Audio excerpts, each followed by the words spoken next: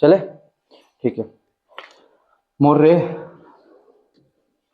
कल भी तेरे को ठीक है, समझना ध्यान से, मैं फिर कह रहा हूँ पर्पज ये है तुम्हें पढ़ाना है।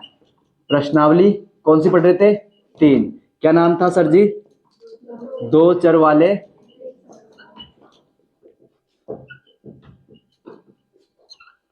रैखिक समीकरण। ये मानक रूप में कल भी बता चुका था, ठीक है, और आज भी बताता हूं। मानक रूप क्या होगा? ax plus by plus c बराबर 0। जहां पे कमलेश सर a कौन होगा अपना? x का गुणांक, b कौन होगा शेरा? y का गुणांक, और c कौन होगा शेरा? अचर पद। ठीक है मौर्य, अचर पद। ये पढ़ने मानक रूप पढ़ा था। अब कल क्या पढ़ा था पढ़ने? तो पहला तो अपन देखो प्रश्नावली 3.1, यहाँ पे अपन ने जो पढ़ा था वही पढ़ा था, लेकिन यहाँ पे अपन ने x और y का जो मान निकाला था, किसका? x और y का मान, वो कौन सी विधि से निकाला था? ग्राफीय विधि से। अरे कौन सी से निकाला था शेरा? ग्राफीय विधि से।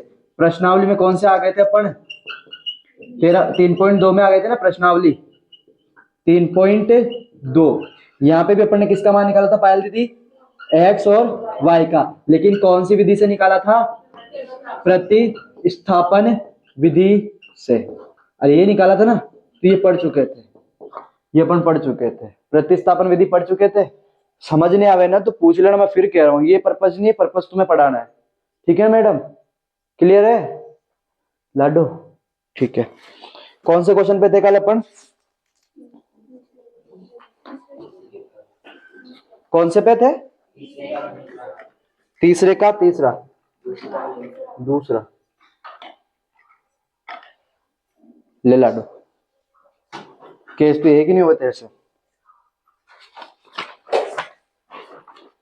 समीकरण बना रहे थे, क्वेश्चन करा दिया था ना 3.2 में। ये दूसरा कर लिया था क्वेश्चन, काम दूसरा कराया नहीं था, मतलब बता दिया था ना तुम्हें। ठीक है, क्वेश्चन नंबर तीसरे का भी अपन ने पहला कर लिया था, तीसरे का दूसरा। मैं केवल इक्वेशन बनवा रहा हूं, केवल क्या बनाएंगे सर अपन? इक्वेशन। अब प्रश्नावली कौन सी पढ़ रहे? 3.2। ठीक है इशू दीदी, क्वेश्चन नंबर तीसरे का कौन सा पढ़ रहे? दूसरा। ये कह रहा है दो संपूरक कोणों में बड़ा कोण छोटे कोण से 18 डिग्री अधिक है। दो संपूरक कोणों में बड़ा कोण जो है वो छोटे कोण से 18 डिग्री अधिक है। अब सबसे पहले संपूरक कोण किसे कहेंगे नितिन? संपूरक कोण किसे कहते हैं? तो वह कोण जिसमें दो कोणों का योग 180 डिग्री हो। दो कोणों का योग कितना हो सर जी? 180 डिग्री। ठीक है, दो कोणों का योग कितना हो सर जी? 180 डिग्री हो, तो उसे क्या कह देंगे अपन? संपूरक कोण। ठीक है, जैसे सपोज करो एक कोण ले लिया अपन ने 110 और एक कोण ले लिया 70, इन दोनों टोटल कितना आ रहा है? तो ये दोनों कोण क्या कहलाएंगे? संपूरक कोण। एक वर्ड और आता अपना, कौन सा? पूरक कोण। खुशी, पूरक कोण किसे कहेंगे भाई दीदी? पूरक कोण। तो जब दो कोणों का योग 180 डिग्री होता है तो उसे संपूरक कोण, और जब दो कोणों का योग कितना होता है? 90 डिग्री होता है, तो उसे क्या बोला जाएगा? पूरक कोण। जब दो कोणों का योग, दो कोणों का योग कितना डिग्री हो सर जी? 90 डिग्री हो, तो उसे क्या बोलेंगे अपन? पूरक कोण। ठीक है, समझ नहीं आया ना पूछ लेना चंचल दीदी प्लीज। दो कोणों का योग जब 90 डिग्री, सपोज करो जैसे 60 डिग्री और एक कोण हो जाएगा 30 डिग्री, क्या इन दोनों का टोटल 90 डिग्री हो रहा है क्या? तो ये दोनों के दोनों कौन हो जाएंगे? पूरक कोण। अब आते हैं अपने क्वेश्चंस पे। संपूरक कोण, पूरक कोण, ऋजु कोण, न्यून कोण, अधिक कोण, समकोण, ये ध्यान रख लेना, क्वेश्चन पूछ सकता है कुछ भी। दो संपूरक कोणों में बड़ा कोण छोटे कोण से 18 डिग्री है, तो ये तो मेरे को पता चल गया कि एक तो बड़ा कोण और एक छोटा कोण है। अब कितना है वो नहीं पता ना, तो माना, जो पूछेगा वही मानेंगे ना, तो माना बड़ा कोण तो कितना मान लिया अपन ने? x डिग्री, और छोटा कोण कितना हो जाएगा मौर्य? छोटा कोण अपन ने मान लिया y डिग्री। एक कोण मान लिया x डिग्री और एक कोण मान लिया y डिग्री। Thank you. खाली पड़ो ये तो।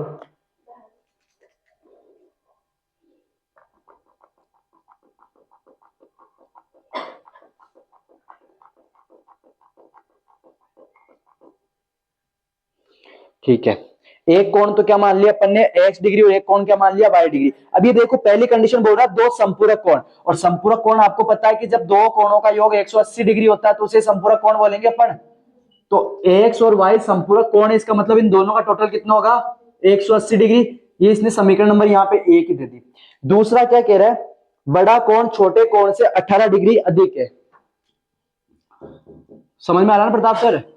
बड़ा कोण छोटे कोण से 18 डिग्री अधिक है।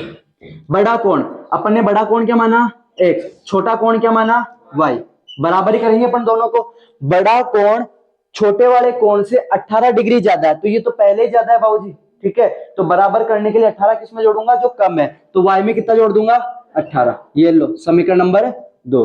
अब इसको आराम से हल कर लेना, आपको x और y के मान मिल जाएंगे, ठीक है शेरा, ये ध्यान रखना। समीकरण ही बनवा रहा हूं, अगर किसी को लगे ना कि सर मेरे को नहीं प्रतिस्थापन विधि से भी हल करवाओ तो करवा देंगे। तीसरा,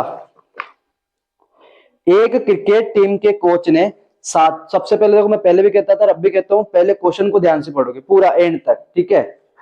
एक क्रिकेट टीम के कोच ने 7 बल्ले तथा 6 गेंद 3800 में खरीदी। बाद में उसने 3 बल्ले तथा 5 गेंद 1750 में खरीदी। प्रत्येक बल्ले और प्रत्येक गेंद का मूल्य ज्ञात करो। पूछ क्या रहा है अपन से, प्रत्येक बल्ले और प्रत्येक गेंद का मूल्य, तो जो पूछ रहा है उसी को मान लेंगे, जो पूछ रहा है उसी को मान लेंगे, ठीक है। प्रताप क्या पूछ रहा है अपन से, बल्ले और गेंद का मूल्य पूछ रहा है, प्रत्येक बल्ले और प्रत्येक गेंद का मूल्य, तो माना प्रत्येक बल्ले का मूल्य तो कितना मान लेंगे, मूल्य तो रुपए, और प्रत्येक गेंद का मूल्य कितना मान लेंगे अपन, ठीक है चंचल मैम। एक का बल्ले का मूल्य मान लिया x रुपए और गेंद का मूल्य कितना मान लिया सर जी y रुपए मान लिया। अब जो पहली शर्त में ये कह रहा है अपन को, पहली शर्त में ये कह रहा है कि 7 बल्ले और 6 गेंद 3800 में खरीदी, ये बोल रहा है 7 बल्ले व 6 गेंद कितने में खरीदी 3000, आवाज आनी चाहिए शेरा, 3800 में खरीदी। ये रावण नहीं खड़ा है अपन ही है, ठीक है ना, 3800 रुपए में खरीदी। अब सपोज करो मैंने कहा अगर एक बल्ला 200 रुपए का आता है, एक बल्ला कितने रुपए का आता है सर जी 200 रुपए का आता है, तो 5 बल्ले कितने के जाएंगे, इंटू 5 ही करोगे तो कितने का जाएंगे 1000 रुपए के। मतलब यहाँ पे तो मेरे को बल्ले का मूल्य पता था ना, लेकिन यहाँ पे बल्ले का मूल्य पता नहीं, तो मैंने माना कितना माना था x, तो 5 बल्ले कितने के जाएंगे 5x, यही होगा मतलब। तो 5 बल्लों का मूल्य कितना हो जाएगा 5x। यहाँ पे 7 बल्ले दे रखे, तो 7 बल्लों का मूल्य कितना हो जाएगा 7x, और एक गेंद का मूल्य y, तो 6 गेंदों का मूल्य कितना हो जाएगा 6y। इनके दोनों को मूल्य को जोड़ूंगा तभी तो मेरे को क्या मिल रहा है 3800, यही मिल रहा है मोरे। इक्वेशन नंबर फर्स्ट, ये पहले इक्वेशन हो गई। सेकेंड शर्त, दूसरी शर्त में भी कुछ कह रहा है क्या, ये क्या कह रहा है 3 बल्ले और 5 गेंदे कितने में खरीदी 1750 में, 3 बल्ले और 5 गेंदे, ठीक है आशीष सर। इसने कहा भाई जी हमने 3 बल्ले और 5 गेंदे कितने में खरीदी, आवाज आनी चाहिए 1750 में, तो इन दोनों के मूल्य को मिला के तो इसने कितने रुपए दिए 1750। एक बल्ला x रुपए का, तो 3 बल्ले कितने रुपए का जाएंगे 3x रुपए के। एक गेंद y रुपए की, तो 5 गेंदे कितने की आ जाएगी 5y। इन दोनों के कोस्ट का टोटल, इसका और इसका, इन दोनों का मूल्य कितना दिया इसने 1750। तो ये कौन सी समीकरण बन गई अपनी 2, समीकरण 1 और समीकरण 2, ठीक है। कर लोगे प्रतिस्थापन विधि से पक्का, ओके। क्वेश्चन नंबर चौथा पढ़े, किताब में ध्यान रखियो भाई जी। क्वेश्चन नंबर चौथा, एक नगर में टैक्सी के भाड़े में एक नियत भाड़े की अतिरिक्त चली गई दूरी पर भाड़ा सम्मिलित किया जाता है। नियत भाड़ा यानी फिक्स भाड़ा तो है ही है, अगर आप उससे ज्यादा चलोगे तो फिर आपको एक्स्ट्रा पैसे देने पड़ेंगे। 10 किलोमीटर दूरी के लिए भाड़ा 105 रुपए तथा 15 किलोमीटर की दूरी के लिए भाड़ा 155 रुपए है। नियत भाड़ा तथा प्रति किलोमीटर भाड़ा क्या है, एक व्यक्ति 25 किलोमीटर यात्रा करने के लिए कितना भाड़ा देना होगा। अब देखो मैं अगर एग्जामिनर होता, रियलिटी मैं एग्जामिनर होता, मेरे को पेपर बनाना होता, या तुम भी होते, क्वेश्चन नंबर 3 में ये जो पहला दूसरा तीसरा चौथा पांचवा और छठा है ना, इनमें से देखो इन क्वेश्चनों में सबसे छोटा क्वेश्चन कौन सा दिख रहा है तुम्हें, दूसरा और एक छठा जो लिखने में आसान है। सबसे बड़ा कौन दिख रहा है? सबसे बड़े की अगर बात करूं तो चौथा दिख रहा है। तो सीधा एग्जामिनर बड़े क्वेश्चन जो लिखने में बड़े होते हैं ना उनको पेपर में कभी नहीं देगा। ये एक लॉजिक होता है उनका, जो भी होता है आप कुछ भी बोल लो, लेकिन बड़ा क्वेश्चन कभी नहीं दिखेगा। आपने बोर्ड एग्जाम दिए होंगे, मतलब ये पेपर देखे होंगे ना, अपन ने वार्षिक भी देखा, वार्षिक में देखा, 3 लाइन से ज्यादा का क्वेश्चन नहीं आता मैथ्स के अंदर। और साइंस में तो इससे भी छोटे छोटे आते हैं न्यूमेरिकल को छोड़ के। वो कभी नहीं कहेगा आप जैसे बहुत बड़ा क्वेश्चन होगा और उसका छोटा सा, ऐसा कोई नहीं। वो पॉइंट टू पॉइंट बात करेगा। बड़ा क्वेश्चन नहीं आएगा, बड़ा क्वेश्चन केवल न्यूमेरिकल में आएगा, साइंस में। इसलिए पढ़ने बैठो ना तो उन क्वेश्चनों को तो स्किप ही कर दिया करो जो बड़े हो, जिनको तुम खुद सोचो कि यार अगर एग्जामिनर लिखेगा तो इनको 5 लाइनों में लिखा, नहीं लिखता कोई भी। उसके अलावा कोई दूसरा क्वेश्चन देगा आपको, ठीक है ना। तो ये ध्यान रखना। तो ये वैसे इंपॉर्टेंट है नहीं, लेकिन फिर भी कर लेते हैं। नियत भाड़ा तथा प्रति किलोमीटर भाड़ा क्या है? जो पूछ रहा है वही मान लेंगे। एक तो क्या पूछ रहा है, नियत भाड़ा पूछ रहा है, एक क्या पूछ रहा है, प्रति किलोमीटर भाड़ा। तो जो पूछ रहा है वही मान ले क्या सर जी?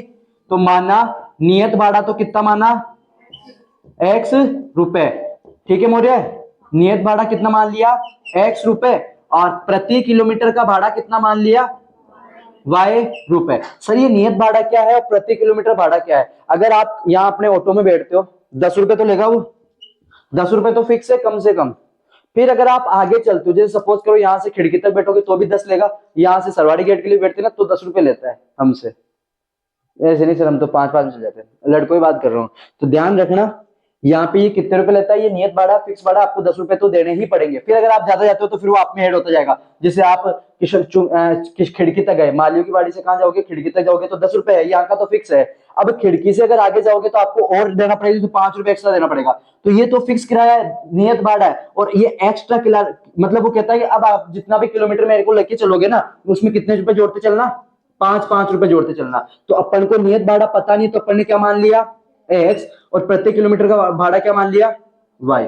ठीक है, क्लियर है। तो ये ध्यान रखना। अब आप ये बताओ मेरे को अगर यहां से खिड़की से यू मानो खिड़की से 1 किलोमीटर आगे जाना है, तो खिड़की तक का नियत भाड़ा तो कितना है, उसमें बैठने का किराया तो कितना है मेरा, 10 रुपए। अब वो 5 रुपए प्रत्येक किलोमीटर पे लेगा, तो अगर मैं 2 किलोमीटर चलूंगा तो 10 रुपए एक्स्ट्रा लेगा, 1 किलोमीटर चलूंगा तो और कितने रुपए लेगा वो मेरे से, 5 रुपए। अपन को पता नहीं है मेरा नियत भाड़ा कितना, तो मैंने कितना मान लिया, x, और ये कितना मान लिया, y। तो x प्लस y हो जाएगा। ठीक है, अब आते हैं अपनी शर्त पे कि शर्त क्या कह रही है। ये कह रहा है 10 किलोमीटर दूरी के लिए भाड़ा कितना है, 105 रुपए। पहली शर्त में क्या कह रहा है, 10 किलोमीटर की दूरी के लिए भाड़ा कितना दे रखा है, 105 रुपए। ठीक है, अब ये देखो मेरे को ये तो पता है कि ये नियत भाड़ा तो लगना ही है, ये तो अगर बैठूंगा ना तो लगता है, बैठते ले लेगा वो मेरे से, तो मतलब ये एक्स तो लगा ही होगा, 10 किलोमीटर की दूरी में आपने पैसे दिए तो ये नियत भाड़ा।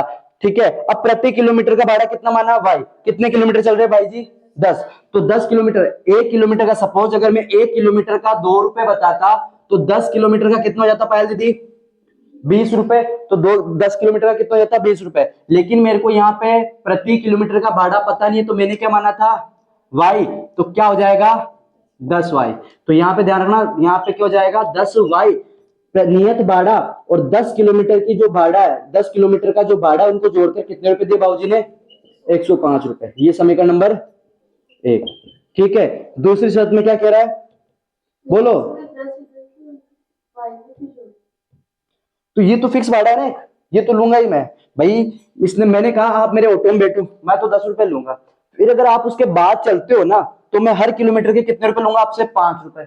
अगर आप 1 किलोमीटर चलोगे तो कितने रुपए लूंगा मैं, अगर मेरी ऑटो में बैठने के बाद अगर आप 1 किलोमीटर चलोगे तो कितना लूंगा मैं, 15 रुपए। ये तो देने ही है आपको, आप तो बैठ के उतरोगे ना तो भी 10 रुपए तो देना ही है, बैठ के उतरे तो भी कितने देने हैं, 10 रुपए। ये तो नियत भाड़ा है। ठीक है, तो अगर 1 किलोमीटर चलूंगा तो 15 रुपए, 2 किलोमीटर चलूंगा तो 5 रुपए जुड़ते हुए चलेंगे ना, अब कितने रुपए दूंगा, 20 रुपए।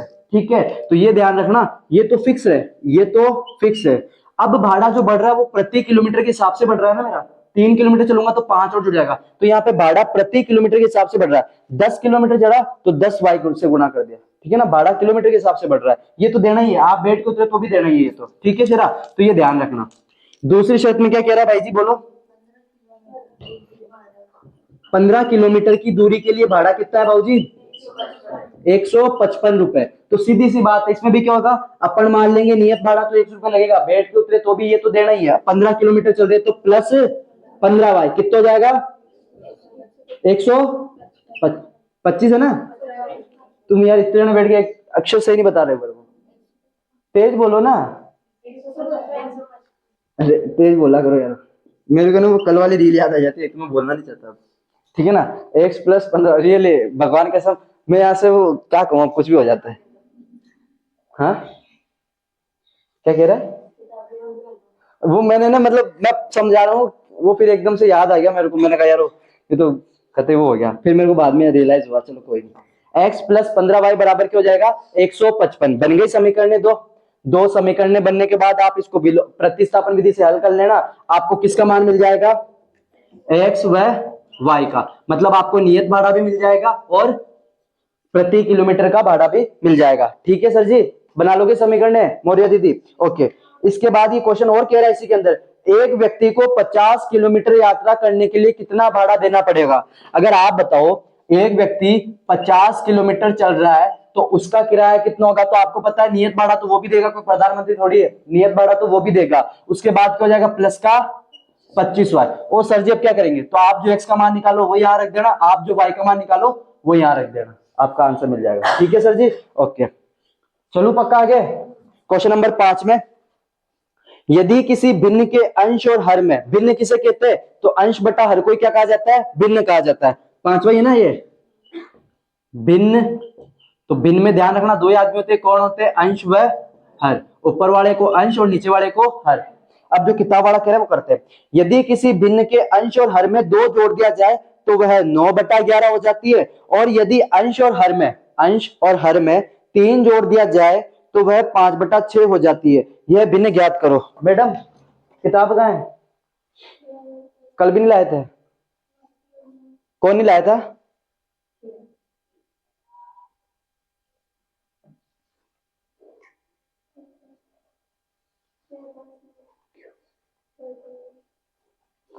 याद दिलाना मेरे को बाद में, मैं भूल जाऊंगा।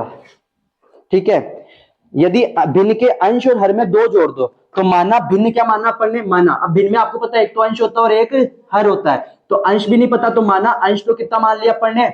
x, और हर कितना मान लिया? y। तो भिन्न क्या हो जाएगी अपनी? x बटा y, क्योंकि अंश बटा हर ही तो होती है ना, तो भिन्न क्या हो जाएगी? x बटा y। अब ये पहली शर्त में क्या कह रहा है? पहली शर्त में क्या कह रहे हैं बाबूजी? यदि भिन्न के अंश और हर में 2 जोड़ दिया जाए, अंश और हर में कितना जोड़ना है? 2। भाई अपनी भिन्न है कौन? x बटा y। अंश में भी कितना जोड़ दो? 2। हर में भी कितना जोड़ दो? 2। तो भिन्न कितनी हो जाती है? 9/11 हो जाती है। सर ये समीकरण तो बनी नहीं, समीकरण बन जाएगी, अब इसको सरल करना पड़ेगा थोड़ा सा। ठीक है, ये 11 इधर भाग में तो इधर आके, अरे ठीक है ना, 11 इधर भाग में तो इधर आके गुणा में, अब गुणा में सबसे होगा बराबर। 9 ऐसा कैसा? y+2 इधर भाग में तो इधर आके गुणा में। ठीक है, क्यों सर जी? वज्र गुणा करने पे क्रॉस मल्टीप्लाई किया। ठीक है, 11 को x से गुणा करूंगा, पहले चिन्ह गुण होंगे ये तो पता है ना, प्लस प्लस प्लस प्लस, 11 को x से गुणा किया, प्लस प्लस 11 को 2 से गुणा किया, 9 किसका? y भी किसका? क्योंकि जिसका कोई नहीं वो किसका? प्लस का। प्लस प्लस 9 को y से गुणा करूंगा, प्लस प्लस 9 दूनी 18। ठीक है शरा, तो ये ध्यान रखना 11x 9y प्लस का 18 प्लस का 22 उधर आके पक्षांतरण करने पर तो 11x बराबर 9y, यहाँ पे प्लस माइनस 18 में से 22 गया 4, बड़ा कौन? 22 इसलिए माइनस का। ये एक समीकरण बन गई। ठीक है, क्लियर है? अब वो आपको करना है कि समीकरण में से x का मान कैसे निकालना, वो प्रतिस्थापन विधि से आप करोगे। तो ये पहली समीकरण बनी है, समझ में आ गई नहीं कैसे बनी है? ठीक है, इसमें दूसरी शर्त क्या कह रहा है? यदि अंश और हर दोनों में 3 जोड़ दिया जाए। इस बार क्या जोड़ने के लिए कह रहा है प्रताप सर दूसरी शर्त में? कि अंश और हर में, आपको पता है अंश कितना पड़ा? x, हर कितना? y, दोनों में कितना जोड़ना है? 3। इसमें भी 3 जोड़ दो और इसमें भी 3 जोड़ दो, तो आपकी जो भिन्न है वो कितनी हो जाती है? 5/6 हो जाती है। भिन्न क्या हो जाती है शेरा? 5/6 हो जाती है। तो भिन्न ज्ञात करो। तो क्या ज्ञात करनी है? भिन्न ज्ञात करना है। भिन्न ज्ञात करने का मतलब क्या? अपन को x और y का मान ज्ञात करना है। भाई भिन्न इन्हीं से तो मिलके बनी है ना, भिन्न ज्ञात करनी है। यूं नहीं कि सर x का मान 3 आ गया और y का मान 4 आ गया, ये अपना आंसर। भाई जी वो आपसे अंश और हर नहीं पूछ रहा, वो आपसे भिन्न पूछ रहा है, तो आप पूरा क्या लिखोगे? 3/4। समझ गए ना? तो ये ध्यान रखना। अब यहां भी वो समीकरण बनानी पड़ेगी मौर्य। ठीक है, ये 6 इधर भाग में तो इधर आके गुणा ही होगा पूरों से, x प्लस 3 बराबर ये y प्लस 3 इधर भाग में तो उधर आके गुणा में। क्यों सर जी? वज्र गुणा करने पर 6 को x से गुणा करूंगा 6x, ये भी प्लस का ये भी प्लस का, प्लस प्लस 6 को 3 से गुणा करूंगा, 5 को y से गुणा करूंगा 5y, 5 को 15 3 से गुणा करेंगे 15, 6x वैसे प्लस का 5y इधर आके आप माइनस का कर दो कोई दिक्कत नहीं है, प्लस का 15 अपने घर में, प्लस का 18 उधर जाके 6x माइनस का 5y, प्लस माइनस 15 में से 18 गया माइनस का 3। क्यों सर जी? क्योंकि 18 क्या है? बड़ा।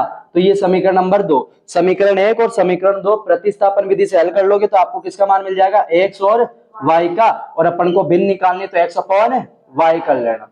ठीक है सर जी? आप यूं भी लिख सकते हो भिन्न का अंश ये हर ये, और फिर वो जो भिन्न प्राप्त होगी वो लिख देना। ठीक है, अगला क्वेश्चन कौन सा है? ये जेकब वाला एक थोड़ा सा आता ही है, जो जेकब वाला होता है ना, ये पिता पुत्र की आयु माता का। ठीक है, ऐसे क्वेश्चन शायद है ना पहले छठी में आते थे, जेकब के पुत्र वो मतलब आयु वाले से समीकरण बनाने के। चलो पूछना है क्या किसी को? सर मेरे को पहले दूसरे कुछ पूछना है, पक्का? चलो आगे। ओके,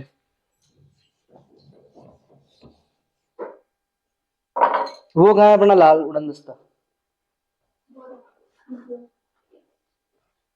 तो तुम्हें पहले नहीं दिखता है क्या? चक्कर कटाओ मेरे को।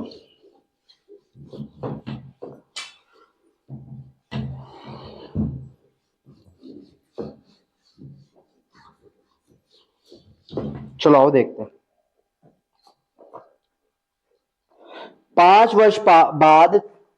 वर्ष बाद जेकब की आयु उसके पुत्र की आयु से 3, किताब में पढ़ो ना सर। 5 वर्ष बाद क्या हो गया प्रताप सर? क्या हो गया इसके? ये उदास सा क्यों है? थोड़ा ध्यान रख। यदि 5 वर्ष बाद जेकब की आयु उसके पुत्र की आयु से 3, किसी को कुछ समझ नहीं आया तो पूछ जरूर लेना, गौतम पूछ लेना भाई जी मेरे से, 3 गुनी हो जाएगी। और 5 वर्ष पूर्व जेकब की आयु उसके पुत्र की आयु की 7 गुनी, उनकी वर्तमान आयु। तो आपको 2 याद में दिख रहे हैं, एक तो जेकब और उसके पुत्र, 2 ही दिख रही है। तो माना जेकब वर्तमान आयु, हर बार अपन क्या मानेंगे? वर्तमान आयु। तो माना जेकब की वर्तमान आयु x वर्ष, कौन सा है? 5वां। तो माना 6ठा है क्या?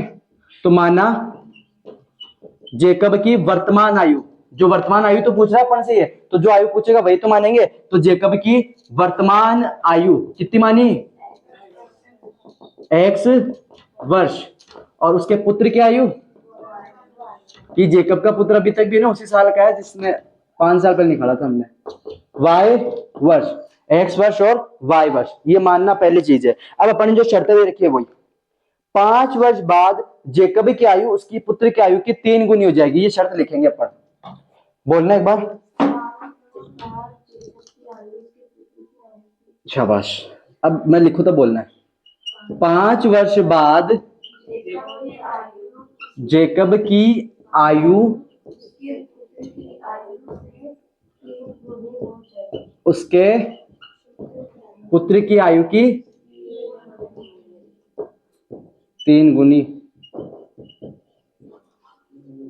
3 गुनी से लिखोगे, 3 गुनी हो जाएगी मैक्स। यार ये मैं कभी नहीं लिखा, आज लिखा हूं मैं, झूठे 3 गुनी 2 गुनी करता था। अब ठीक है सिस्टम, आओ 5 वर्ष बाद, सपोज मैडम प्लीज, अब समीकरण बनाते हैं, इंपॉर्टेंट है।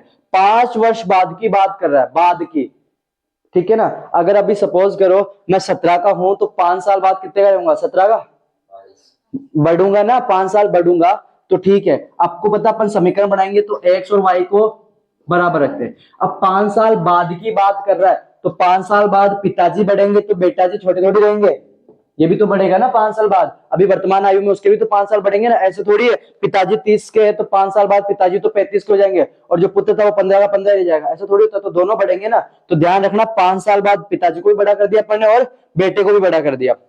5 वर्ष बाद ये खेल खत्म। जेकब की आयु, ये जेकब ही है, एक्स को अपन जेकब माना था और इसको क्या माना था? पुत्र। तो जेकब की आयु अपने पुत्र की आयु की 3 गुनी हो जाएगी। तो पापा जी तो पहले ही ज्यादा, गुना किसको करेंगे अपन? बेटे जी को। तो ये 3 गुना 3 इंटू ब्रैकेट का मतलब गुणा ही होता है ना, तो ये समीकरण बन गए अपने। समझ में आ गया ये? पक्का? ओके। अब इसकी समीकरण बनाते हैं। एक्स प्लस 5, 3 को y से गुणा करूंगा 3y, प्लस 3 को 5 से गुणा करूंगा 15। इसको हल कर लेना, ठीक है ना, मतलब वो इधर उधर लाने लुआना तुम कर लेना। देख रहे थे बोली बोली आंखों से। 3y प्लस का 15 प्लस का 5 उधर आके x as it is 3y plus minus 15 में से 5 गया, बड़ा कौन, इसलिए प्लस बड़ा ही होता है। ठीक है, तो ये ध्यान रखना। ये कौन सी समीकरण आई अपने पास? समीकरण नंबर 1। दूसरी शर्त क्या है इसके अंदर? हाँ, दूसरी शर्त क्या कह रहा है? 5 वर्ष पूर्व जेकब की आयु उसके पुत्री की आयु की 7 गुणी। अब तो वही लिखूंगा मैं, 7 गुणी थी। अब कब की बात कर रहा है मौर्य? 5 वर्ष पहले की। तू अभी 18 की है, 22 की होगी तो ऐसे तो जने भी होगी। ठीक है, सपोज तू अभी 25 की है, तो 5 साल बाद कितने की होगी? 5 साल पहले कितने की होगी? 20 की। 5 साल पहले कितने की थी? 20 की। अभी जैसे मैं 17 का हूं, खुद को तो बूढ़ा ही मत बताओ। ओ फिर वो बता 27 का। खुशी कहाँ की? खुशी खुद तो आधा बूढ़ा लगता है। फालतू ना मेरे से मत बुलवाया करो यार। तो एक्स और वाई मैं हाँ कल ही तो कॉलेज ज्वाइन की मैंने। मेरे से मत बोलो, I request you.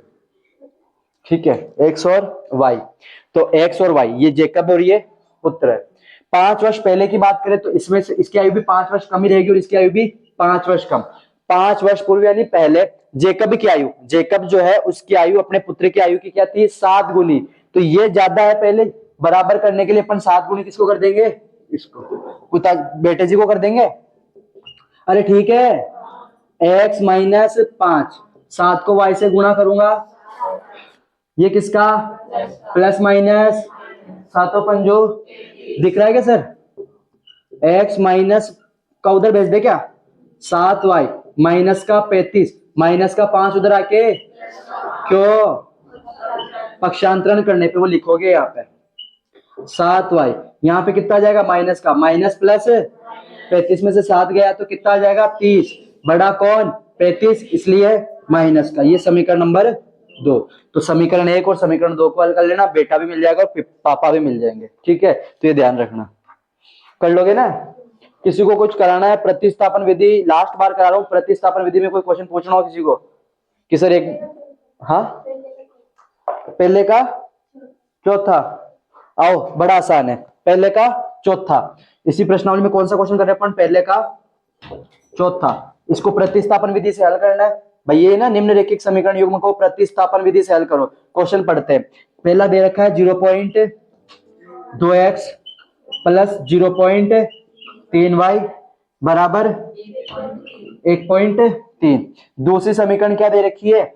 0.4x plus 0.5y बराबर 2.3। ये दिखता ही है डरावना, है नहीं? दिखता ही है बस। आओ समीकरण 1 और समीकरण 2, डरावना दिख ही रहा है बस। ये 0.2x प्लस 0.3y बराबर कौन चल रहा है? 1. ये दिक्कत क्यों दे रहा है अपन को? पॉइंट की वजह से तो दे रहा है ना कि अजीबोगरीब। तो पॉइंट हटा दो। पॉइंट के बाद कितने आदमी? तो पॉइंट के बाद एक आदमी को हटाएंगे तो कितना जीरो आ जाएगा नीचे? ये एक्स ऐसा का ऐसा, प्लस यहां भी पॉइंट के बाद कितना आदमी? तो 3/10 वाई ऐसा का ऐसा। ठीक है मैम, किरण मैम 1.3। पॉइंट के बाद कितने आदमी? इसको हटाएंगे तो नीचे कितना जीरो आ जाएगा? बस अब एलसीएम ले ले जो बट्टा बट्टी के अंदर आ गए। 10 और 10 का एलसीएम, 10 की टेबल में 10, 1 को 2x से गुणा करूंगा 2x, 10 की टेबल में 10, 1 को 3 से गुणा करूंगा बराबर कौन चल रहा है? 13/10। 2x प्लस 3y ऐसा का ऐसा, 13/10 ऐसा का ऐसा। 10 भाग में तो उधर आके 10 से, तो ये लो सर 2x प्लस 3y बराबर 2x प्लस 3y बराबर 13। मैं कितना ही बोलूँ ना 2x प्लस 13, तुम बोलोगे इसको 13 ही। कुछ नहीं, अब चलो अब कुछ नहीं कह सकता। 2x प्लस 3y बराबर 13, ये समीकरण 1 बन गई। तो इस समीकरण को ये बना लिया, कोई दिक्कत तो नहीं ना, गलत तो कुछ नहीं कहना पड़ने, तो इसको लिख लेना। इस समीकरण को भी चेंज कर ले इसी रूप में, फिर तो कर लोगे क्वेश्चन। आओ, क्या है वो समीकरण? 0.4x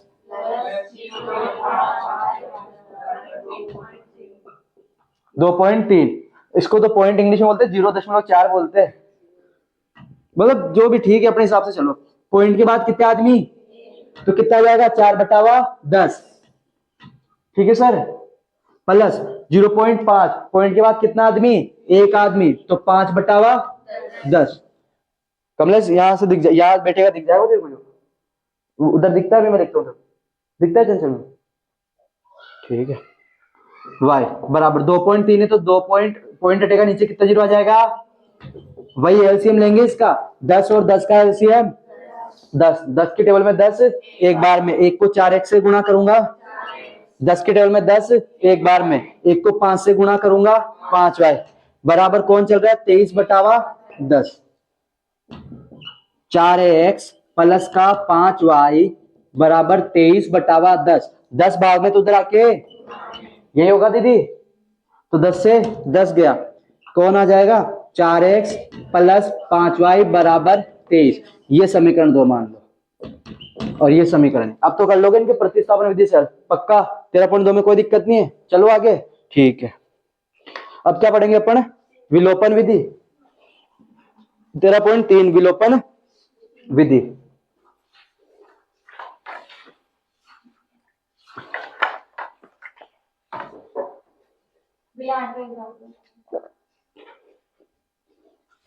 मेरे को लगा ये कह रही मैं साफ कर दूं सर, फिर ऐसा तो भला कैसे सोच लो तुम, मेरा भला सोच लो कि तुम्हारी दुआ मेरे को लग गई और मैं गलती से आबाद हो गया, तो तुम तो सालों बर्बाद हो जाओगे।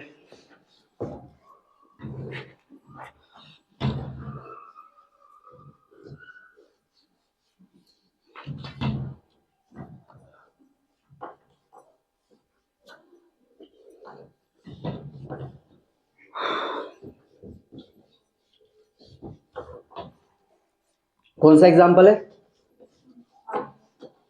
8वां एग्जाम्पल, ठीक है।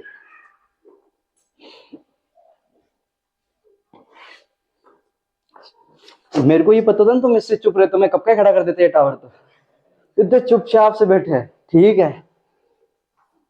उदाहरण नंबर 8,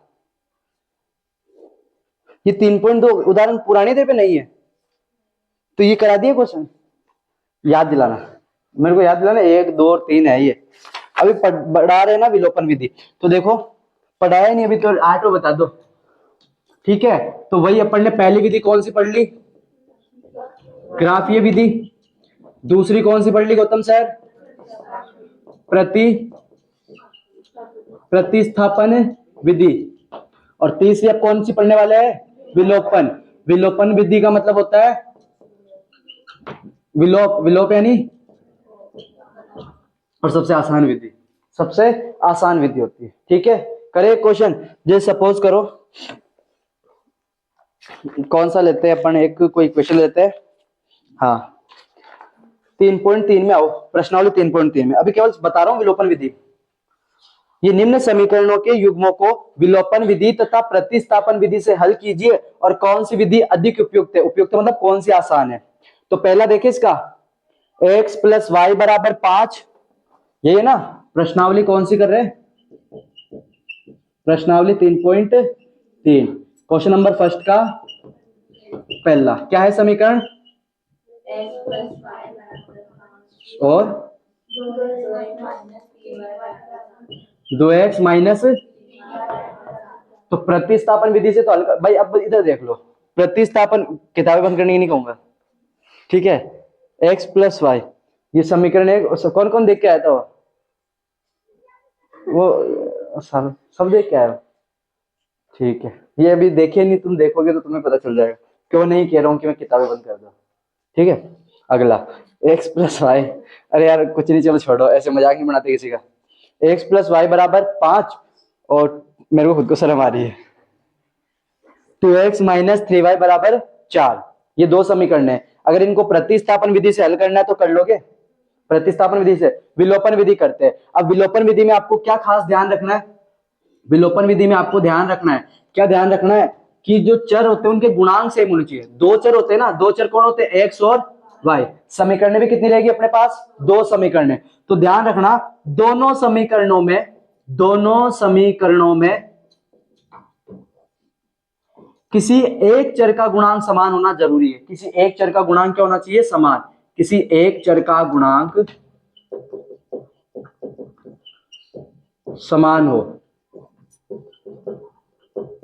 गुणांक तो जानते हो ना, गुणा में। जैसे सपोज यहां पे x का गुणांक कौन है? यहां y के गुणांक कौन है? 1। यहां पे x का गुणांक कौन है? यहां पे y का गुणांक कौन है? -3। अब विलोपन विधि से हल करना तो किसी ना किसी एक चर का गुणांक समान चाहिए। अब आप बताओ, मैं इस समीकरण को 2 से गुणा कर दूंगा समीकरण 1 को, तो क्या 2x हो जाएगा वो? और 2x होते ही गुणांक समान हो जाएंगे। ठीक है, तो समीकरण 1 व समीकरण 2 क्यों कर रहा हूं? क्योंकि विलोपन विधि की क्या शर्त होती है कि बाबूजी दोनों समीकरणों में से किसी एक चर का गुणांक क्या होना चाहिए? समान होना चाहिए, तभी मैं बात करूंगी, वरना बात नहीं करती। ठीक है, तो यहां पे क्या लिखूंगा? समीकरण 1 को किससे? 2 से गुणा करने पर। समीकरण 1 को 2 से गुणा करने पर। समीकरण 1 कहां है? x प्लस वाई बराबर 5। LHS को भी 2 से गुणा करोगे और RHS को भी 2 से गुणा करोगे। ठीक है, वो तो पढ़ा होगा ना प्रश्न, वो तो 5वीं प्रश्नावली में क्लास 9 के अंदर कि बराबरों को जब बराबर से गुणा किया जाता है तो उनके मोल भी क्या होते हैं? बराबर होते हैं। तो ये ध्यान रखना, यहां मैं इसको जो गुणा कर रहा हूं 2 गुना, और इसको भी क्या कर रहा हूं? 2 गुना कर दिया ना दोनों। भाई 2 से 2 कट जाएगा, कोई फर्क तो वैसे नहीं आएगा। 2 को x से गुणा करूंगा, 2 को y से गुणा करूंगा, प्लस 5 दूनी 10। ये अपनी समीकरण बन गई। तो अब देखो, ये समीकरण और ये समीकरण, इसमें किसी ना किसी चर का गुणांक तो सेम आ रहा है ना। तो समीकरण 2 व समीकरण 3, हाँ 2, 5 मिनट रुकना पड़ेगा। क्या हो गया?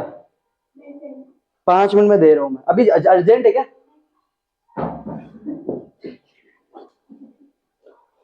हो तो चलो, और नहीं। समीकरण 2 व समीकरण 3, कोई नहीं मेरे शेरों, ये यादें याद रहेगी बस। ठीक है ना, मेरा तय जाना, फिर देखना बताना कभी।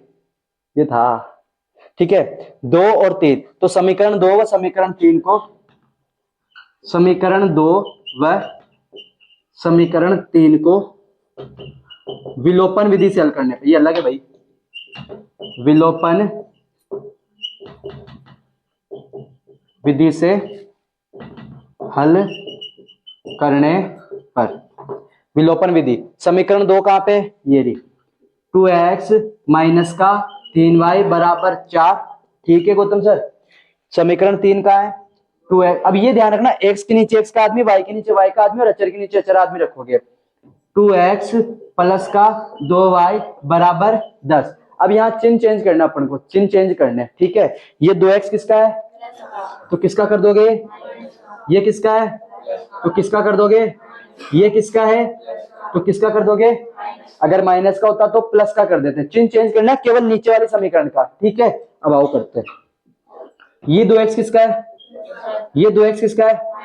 प्लस माइनस 2x से 2x कट जाएगा, ओके काट दो। ये 3y किसका है? ये 2y किसका है?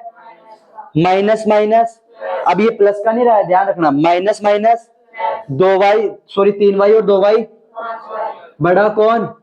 3y, इसलिए किसका आएगा? इधर। ये 4 किसका? प्लस माइनस 4 में से 10 गया, बड़ा कौन? इसलिए किसका? ये आ गई अपने पास। तो माइनस का 5y बराबर माइनस का 6। माइनस से माइनस कट जाएगा तो y बराबर कितना आ गया? 6/5। ये लो सर जी। तो प्रतिस्थापन विधि से आसान और जल्दी निकाल लिया ना, बस गुणांक सेम करना था। अब y का जो भी मान आया ना, आप उसको चाहो तो यहाँ रख लो, यहाँ रख लो, जहां भी आपका मन करे। x का मान भी तो निकालना है ना, तो y का मान यहाँ रख दो क्या? आओ, या ऊपर रखो? आओ, y का मान कहां रखने पर?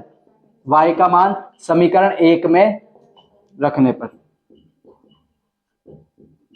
समीकरण क्या अपने पास, x प्लस वाई बराबर 5, ठीक है। x ऐसा का ऐसा प्लस y की जगह कितना रख दूंगा, 6/5 बराबर कौन चल रहा है, 5। इसके नीचे कोई नहीं माना, 1 और 5 का एलसीएम, 1 की टेबल में 5, 5 बार में 5 को 1 से गुणा करूंगा, प्लस 5 की टेबल में 5, 1 बार में 1 को 6 से गुणा करूंगा, बराबर, ओके, 5x प्लस 6, 5 ऐसा कैसा, 5 गुणा में तो उधर आके, सॉरी भाग में तो उधर आके ये होगा, ओके।